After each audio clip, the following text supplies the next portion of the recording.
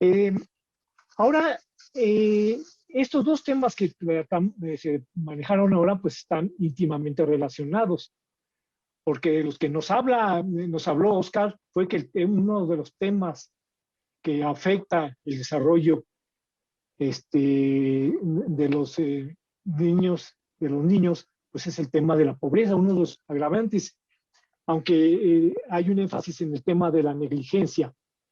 Y cuando ustedes hablan de este tema de la pobreza, estamos hablando de que la cuestión familiar, con sus desacuerdos, con sus conflictos o con sus virtudes frecuentes, está también relacionada con la pobreza. En comunidades pobres tenemos que poder encontrar formas para resolver las desventajas que se dan. Y uno de esos es el trabajo comunitario, donde a través de instituciones, las universidades u otros actores, se crean espacios para que la gente pueda, los jóvenes, los niños puedan tener alternativas para eh, desarrollar una acción ciudadana participativa, creativa. Eso es muy valioso lo que nos han hablado. Pues ahorita abrimos la sesión de preguntas del público. Quienes quieran hacer sus interrogaciones, pues por favor, mándenos su señal de levantamiento de la mano. Les iremos dando las palabras a unos por otros. Sí les pido por favor que sea corta siempre la participación, pues más o menos unos 2 minutos para que podamos tener mucha más gente opciones de hacer preguntas y encontrar las respuestas que nos dan nuestros queridos panelistas. A ver, aquí tenemos a Fabiola. Buenas tardes a todos. Muchas gracias por las ponencias del día de hoy que resultan muy interesantes, muy reveladoras. Y bueno, yo quería preguntarle al doctor Oscar Rivas, en el grupo donde yo trabajo en la Universidad Autónoma Metropolitana, trabajamos efectivamente con familias de niños pequeños y hemos incorporado a nuestro trabajo de investigación pues justamente el estudio de las condiciones del ambiente en los niños, ¿no? Y tenemos, bueno, líneas de investigación sobre interacciones tempranas, sobre factores de riesgo psicosocial. Entonces, mi pregunta concreta es, en la experiencia, bueno, entiendo que este instrumento que ustedes citan sobre el conocimiento de las experiencias adversas tempranas, pues se aplica a adultos a partir, digamos, de una condición pues de enfermedad, ¿no? O sea, de alguna manera como para recuperar esa relación entre la condición actual del adulto y esta recuperación de las experiencias adversas tempranas. Mi pregunta radica en si hay alguna herramienta que nos pueda ayudar a profundizar, digamos, en las condiciones del ambiente familiar a quienes trabajamos directamente con los niños en la primera infancia. Si ustedes manejan alguna herramienta que pueda de alguna manera ayudar a sistematizar estos componentes del entorno familiar. La idea del proyecto ACES es que justamente cualquier profesional, cualquier persona o comunidad que esté en contacto con niñez pueda aplicar, ¿no? En Estados Unidos, por ejemplo, el Colegio Americano de Pediatras ya ha estandarizado que todos los pediatras apliquen el cuestionario de experiencias adversas en la infancia a niños, niñas y adolescentes. En nuestro primer muestreo lo hicimos a población adulta, pero el cuestionario se puede aplicar a adolescentes, niñas, niños de 3 años en adelante. Y hay diferentes vectores. Este cuestionario es de uso público, tú lo puedes encontrar en internet. Nosotros simplemente cuando podamos ya publicar el estudio completo, también liberaremos una serie de herramientas, ejercicios, que cualquier institución, cualquier persona, es muy sencillo, lo puedan aplicar a población en general, no solamente a población que tenga ya alguna enfermedad diagnosticada. Ok, de acuerdo, gracias. Me gustaría después establecer contacto directo, si me lo permite. Gracias. A tus órdenes.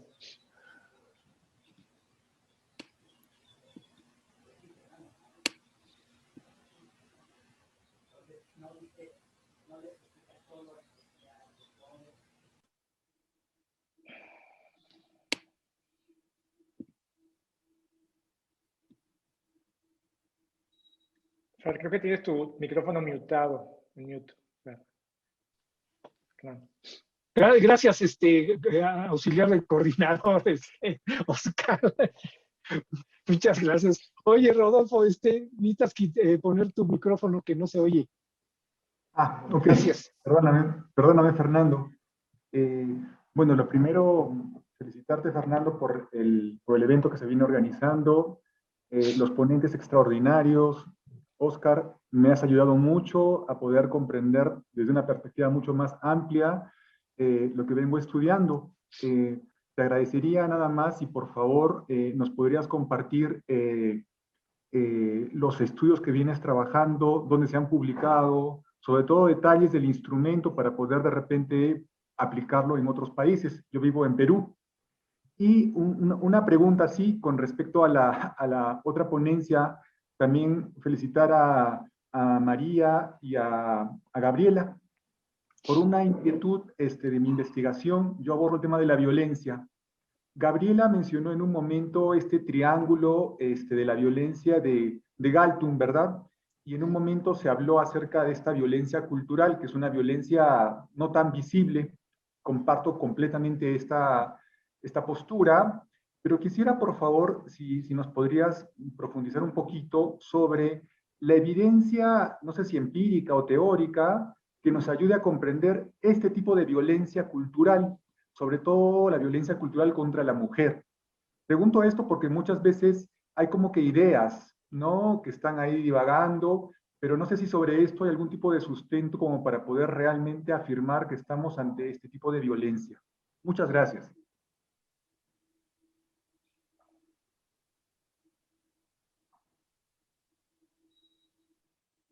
Contesten libremente como les parezca. Gracias, Rodolfo, por tu pregunta. De verdad que para nosotros es un tema súper importante y bajo, como tú decías, esta perspectiva del triángulo de la violencia de Johan Galtung, él hablaba de esta violencia cultural, que de hecho es un concepto que él lo desarrolla muchos años después de la violencia directa y de la estructural. Entonces, nosotros desde nuestra perspectiva, y así muchos estudios también lo han hecho, hablan de esta, relacionan el tema de la violencia cultural porque también está relacionado íntimamente con el concepto de la violencia simbólica, es decir, la violencia simbólica incorporada como tal a una cultura, ¿no es cierto? O sea, estos símbolos como tal que como sociedad vemos no matan directamente ni mutilan como la violencia directa, sino que muestran otras imágenes como tal que se van replicando como tal en la sociedad. Y para nosotros sí, o sea, nosotros sí consideramos que este tipo de violencias están directamente, por así decirlo, vinculados con los temas de la violencia contra mujeres, sobre todo con relación al tema de esta serie de estereotipos, ¿sí? Estereotipos y creencias que tenemos con relación a las mujeres, ¿no? Y estereotipos que como tal están muy enquistados, hablo de esta palabra, siempre la digo, porque como sociedad, pese a que digamos que somos sociedades más modernas, que hay legislaciones que han avanzado con relación al tema de reconocimiento de los derechos de las mujeres, hay muchas cosas que culturalmente siguen perpetuando situaciones de desigualdad. Y, por ejemplo, el espacio familiar es uno, ¿no? Cuando vemos en un espacio familiar que la mamá hace distinciones entre las labores como tal que hacen los hombres y las mujeres, ¿no? Mientras a las mujeres en el espacio doméstico, ¿no es cierto?, les damos la asignación de unas tareas específicamente ligadas a labor, al cuidado, ¿no es cierto?, y a los hombres más con cosas referidas como tal a la fuerza. Entonces pensamos que eso es parte de una cultura, ¿no? Miremos como tal, como en algunos países todavía la cultura sigue teniendo un factor determinante para decir que las mujeres son inferiores a los hombres y que por lo tanto todavía no tienen el mismo acceso a los derechos que les corresponden como tal. Entonces, sí, sí pensamos que el tema de la violencia cultural pone de relieve cómo la forma en que se legitima la violencia directa como tal en la sociedad y la violencia estructural también pasa a ser aceptada como tal en la sociedad. Yo quisiera complementar algo lo que dice Gaby. Ya desde la experiencia en campo, vemos efectivamente que son las mismas madres las que se encargan de transmitir a sus hijas los diferentes roles. Tú como eres niña tienes que ayudar a limpiar tal cosa y el varoncito puede ayudar a cargar tal cosa. Entonces, en realidad para nosotros ha sido muy fuerte el encontrarnos con esta violencia estructural que está arraigada desde las propias concepciones sociales, familiares y que van de una generación a otra. Entonces, es romper todo este sistema y es no trabajar solo con los niños, sino por eso es la importancia de trabajar conjuntamente con las familias. También algo que a nosotros nos sigue llamando la atención es que a los talleres asisten, por ejemplo, solo las mamás, porque dentro de la estructura familiar como que está destinado, esto es algo de la educación, te corresponde a ti. Yo como hombre de la casa soy el encargado de llevar el sustento, la comida, etc. Entonces, esta estructura como tal tiene en determinados lugares tiene una fuerza que está arraigado fuertemente, pero ciertamente trabajos como el que estamos realizando ayudan a que las niñas, los niños, los jóvenes, los padres, las madres abran la visión a otro aspecto, de saber de que todos somos capaces, de que esta asignación de roles, cuando están bajo un criterio de acciones dadas solo a mujeres o acciones responsables solo de los hombres, eso hace que ciertamente se vaya arraigando más y que los resultados no sean tan buenos para los mismos, en este caso, niños y niñas. Muchas gracias. Fernando, Oscar, por favor. ¿Tendrías algo que decir? Mira, desde nuestra perspectiva, yo siempre he dicho que la violencia no tiene género e intentar explicar que la violencia es generada solo por los hombres, solo por las mujeres, puede ser una explicación que intenta dar solución a un fenómeno. El enemigo a vencer no es el género, no es el papá, no es la mamá, no es el hombre, no es la mujer. El enemigo a vencer es el trauma psicológico. Detrás de una mamá que asigna tareas, tensiones, visiones, violencia, negligencia a hijos o hijas, detrás de esa mamá hay trauma psicológico. Y quien le genera ese trauma psicológico va a ser su papá o su misma mamá, ¿no? Y si nos vamos así intergeneracionalmente, y lo que como cultura, como fenómeno cultural estamos observando es una normalización de la sintomatología del trauma psicológico. Por eso el enemigo a vencer, a mí me pasa mucho en México, damos muchas pláticas a los institutos de las mujeres estatales, donde siempre me dicen, es que ¿qué hago? Porque esta mujer es violentada por su esposo, la golpea, la engaña, y ya le dimos todo el curso ya se sabe el violentómetro, ya se saben todas estas teorías, modelos y conceptos que hemos creado para intentar explicar la violencia. Y no lo deja y no cede. ¿Qué hacemos?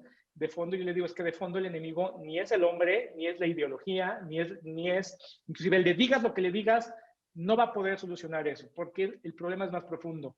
Y lo que vemos es que cuando hay una intervención basada en evidencia especializada en el trauma, son estas mujeres que dejan estos núcleos violentos, pero también son esos hombres que dejan de violentar, mujeres u hombres, porque lo que hemos visto que en México, pues lo que nos sugiere la tendencia de los datos que hemos encontrado es que la mamá ejerce un tipo de violencia que por su misma función tan importante para el desarrollo de los niños, cuando la figura materna ejerce esa violencia, es más dañina. Muchas gracias. Tenemos a Claudia. También quiere hacer alguna pregunta. Gracias. Bienvenida, Claudia. Gracias. Y justo, bueno, en primer lugar, pues felicitarlos. Muy interesantes las exposiciones. María Elvira y Gabriela, de verdad me parece muy interesante lograr esa intervención con los niños, pero haciendo partícipes a los jóvenes, porque aquí pues es un ganar-ganar, yo no sé quién gana más, ¿verdad? En este despertar esa conciencia social, las posibilidades que tienen de hacer cosas buenas por los demás, de incidir positivamente en la vida de otros. Eso es muy valioso.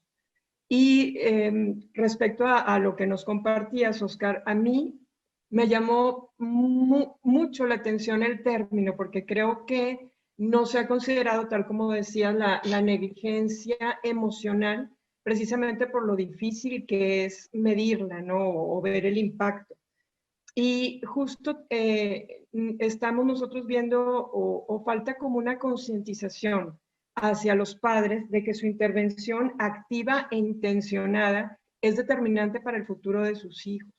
Entonces, este instrumento me parece muy importante como para tener datos, vamos a decir, medibles o datos que puedan ayudar a concientizar más algo que de naturaleza se da, pero parece que ahorita necesitamos dar cifras y impactos en un futuro como para que crean, ¿verdad? Que es verdad. Y también, justo lo que acabas de decir, Oscar, mi pregunta era, no recuerdo exactamente los 10 indicadores, pero sí vi que estaba subrayado el maltrato materno, no paterno. O sea, materno precisamente porque es más importante en el desarrollo cognitivo del niño, porque hay más, se puede ver que hay más madres al cuidado de los niños. ¿Sabes por qué está determinado así? La encuesta está desarrollada por el CDC, hay que recordar eso, el doctor Felitti es el que hace esta distinción. Y sí, efectivamente, este componente en nuestra sociedad muy postmoderna causa a veces ruido, pero la realidad es que es por eso.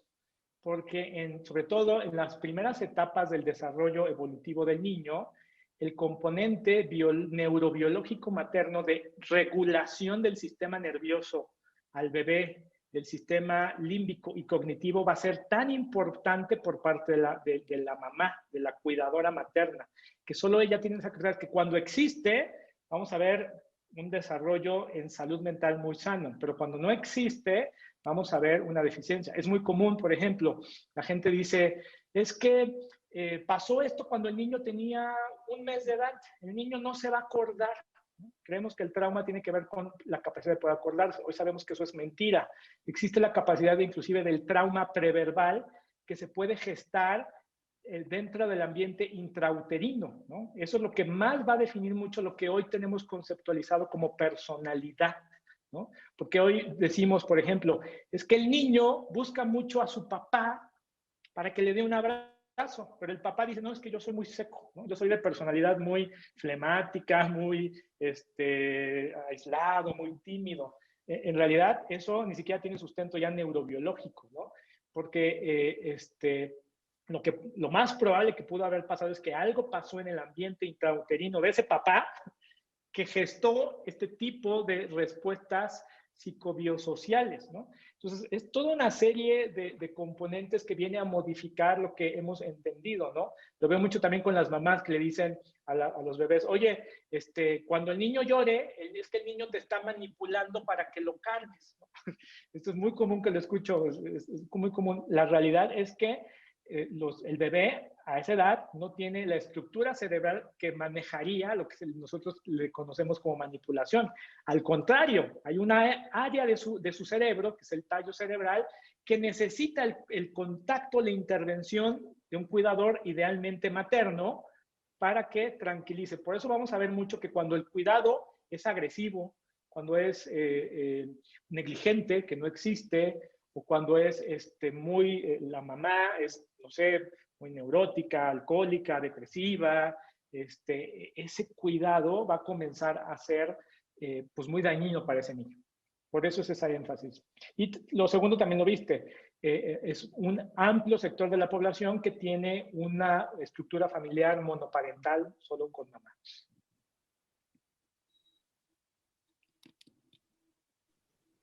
Muchas gracias. Yo quería hacer 2 preguntas. Una primera a Oscar y otra a Gabriela y María Elvira. A Oscar es el siguiente. Hablaste tú que este enfoque tiene un cambio en lo que piensan un sector muy importante, muy mayoritario en el campo de la psicología y el psicoanálisis. Y eso me recuerda el libro de Thomas Kuhn, La estructura de las revoluciones científicas, donde hablaba él que una manera, la principal en la cual se transmite un esquema de interpretación, se puede decir de una generación a otra, es precisamente la escuela. O sea, cómo se forman universitariamente los psicólogos, los psicoanalistas y los científicos sociales en general. ¿Qué están haciendo desde el instituto? Ya hablaste de algunas cosas, pero ¿qué están haciendo desde el Instituto Newman para cambiar esa perspectiva? Porque estamos hablando que un psicólogo, un psicoanalista, un sociólogo se formó pues, en educación universitaria básica 4 o 5 años. Y después si tiene su maestría, su doctorado, etcétera. ¿Qué están haciendo ustedes para cambiar eso? Porque entonces, en la medida que podamos avanzar en esto, en cambiar el paradigma que guía la percepción, el ejercicio profesional de la mayoría de los psicólogos, psicoanalistas, sociólogos, científicos sociales, etcétera, pues podemos avanzar en una perspectiva esa.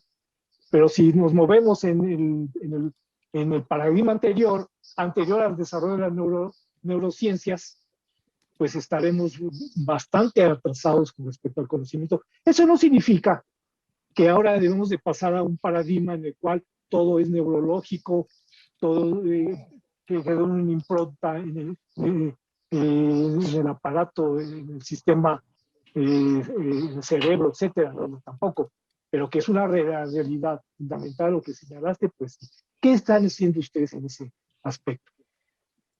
Gracias, Fer, por tu pregunta. Pues mira, en concreto nosotros nos dedicamos, tenemos un gran porcentaje de nuestra labor a la capacitación, entrenamiento y certificación de profesionales de la salud mental.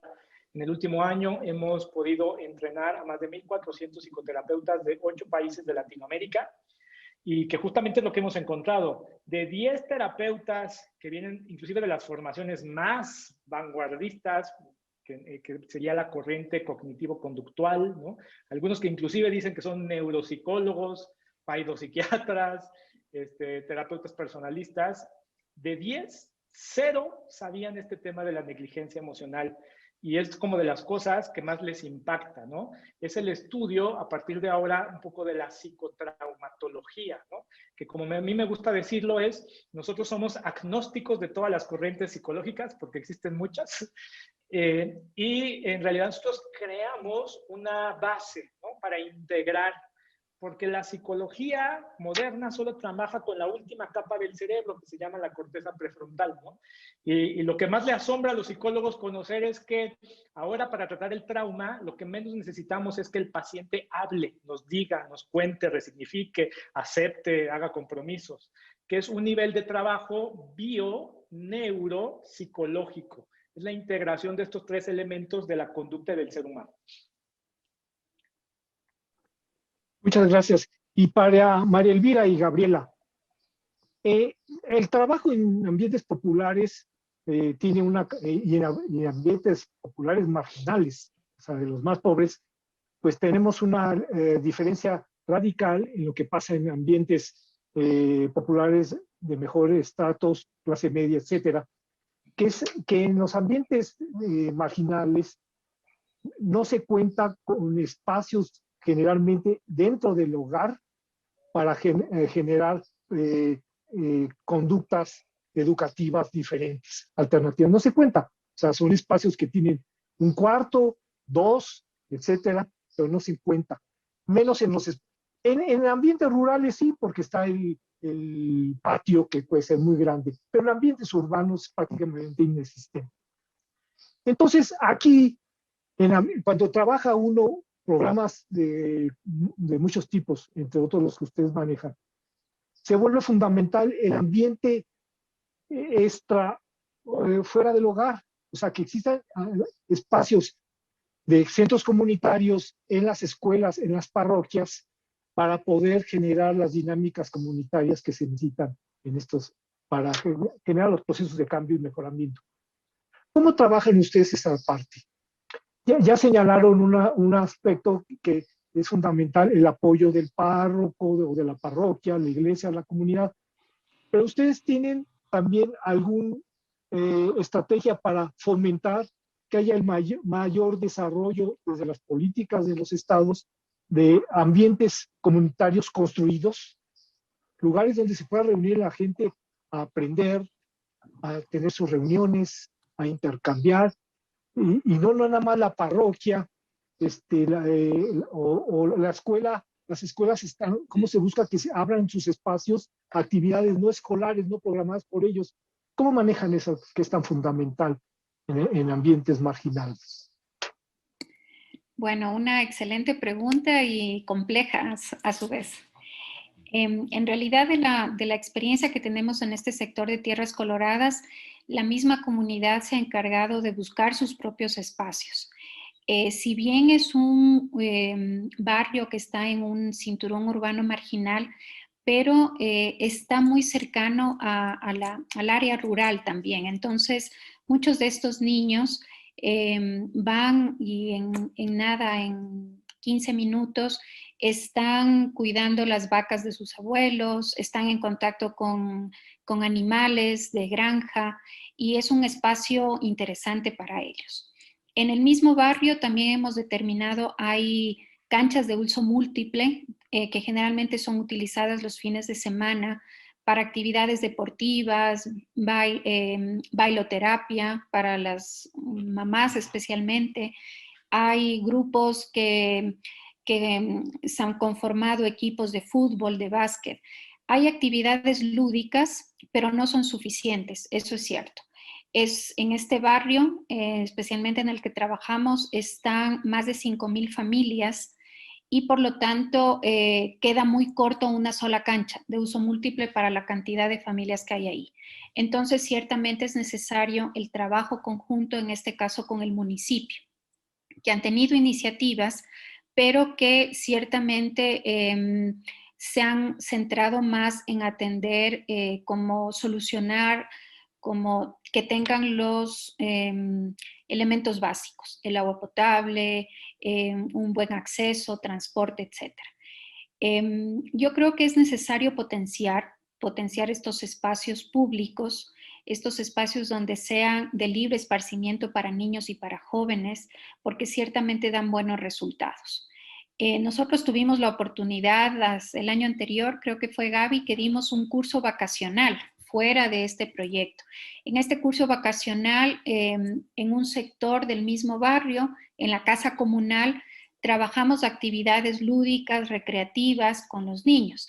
Y ciertamente vimos esa necesidad, qué importante fuera de un espacio formal educativo o de un espacio de un taller con los padres, espacios de diversión, porque ahí es donde desarrollan sus habilidades, donde pueden convivir de mejor manera, donde comparten inclusive alimentos.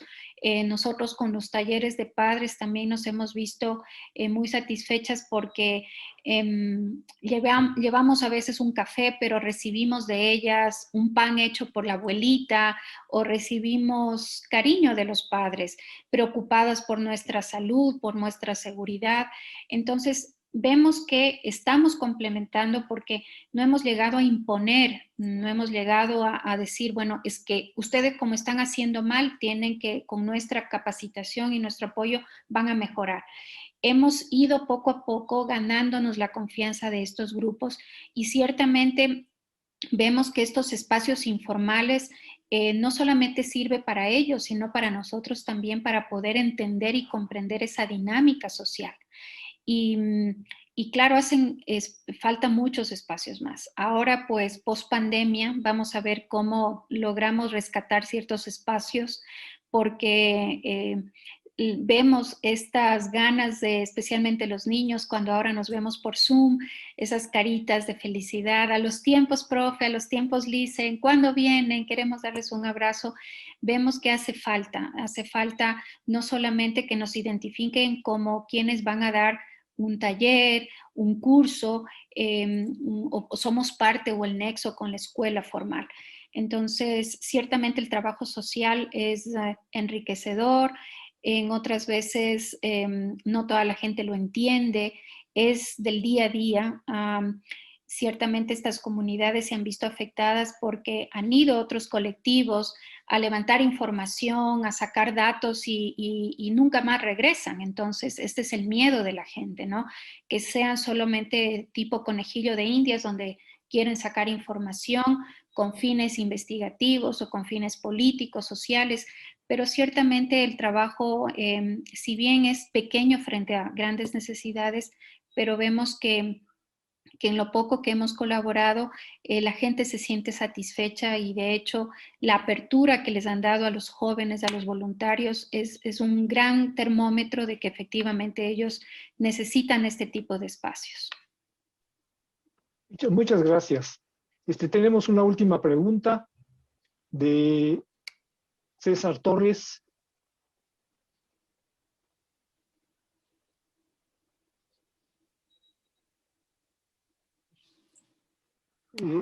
¿Sabes qué, César? Parece que no se conectó digitalmente tu micrófono. Aunque te doy la palabra, no cambia. Pues quiero agradecerles a todos su participación en esta primera parte de nuestra sesión mensual. Invitarlos en la tarde. En la tarde hablaremos sobre todo de la cuestión de las políticas públicas y el desarrollo de las familias. Entonces, están todos invitados. Esta segunda parte es a las 5:30. Y pues muchas gracias por haber estado con nosotros. Les agradezco mucho a los panelistas, a María Elvira, a Óscar y Gabriela, su tiempo y su tiempo y lo que nos dijeron. Eso es lo más importante, porque realmente comunicaron temas fundamentales para nuestra querida América Latina. Muchas gracias a todos, muchas gracias al público y nos vemos en la tarde.